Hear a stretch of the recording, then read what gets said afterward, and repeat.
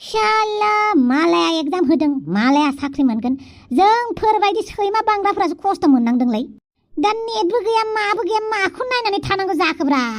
जेब्ला नेट गैयाना गावनि जिउखौनो गैया बायदि मोनलायथारो माथो आंथ' जायखौनो मोनो बेखौनो फन खालामगासिनो दङलै ओइ माथो आसोलनि फन फैदों फन हरफेरालाय हेलौ बमब्रा भाई मा खालामदोंब्रा मालाय स्वाद नेट गैयैखाय फन खालामदों नामाब्रा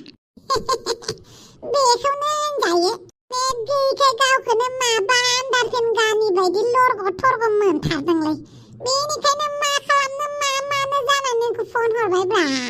तात दोन आंहाबा नेट गैयैनि मा जानानै दं नुबाय दा जेबोला इन्टारनेटआ बन्द जायो अब्ला बयबो खर' गरम जायो फन हरि मानसिफोराबो फन हरनानै खबर लालायनाय जायो औलै